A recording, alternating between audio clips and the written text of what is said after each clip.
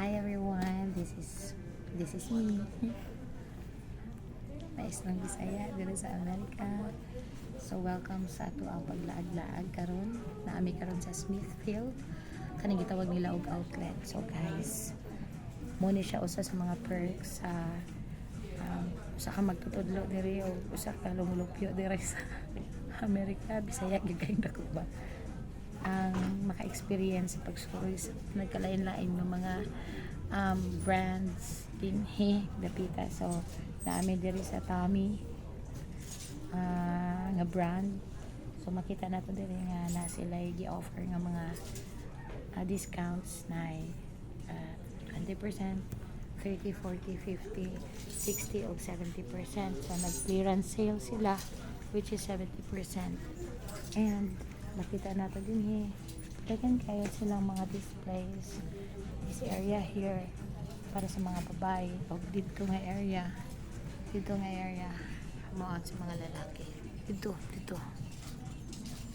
nga area. Okay, so muna siya ang nakanindot sa mga opportunities nga to ang experience din ang dili lang nindot kanang wala tay kwarta. So igo lang kitang nagsuroy karon guys, nagnanaw-nanaw sa mga posibleng paliton o posible natong balikan sa mga mosunod ng mga bulan. Kaya kinahanglan siya og budget. So sa pagkakaroon upcoming pa ang fall season, so tingtugnaw na po siya, pero dili siya pareha sa umaabot nga winter ang katugnaw. So sa mga jacket na ordinary gikan sa Pilipinas pwede pa ito magamit. And para po makatipid tag gamay, instead nga musupot ako sa kabuok sinina duhaon dahil ko sa ang jacket bites na.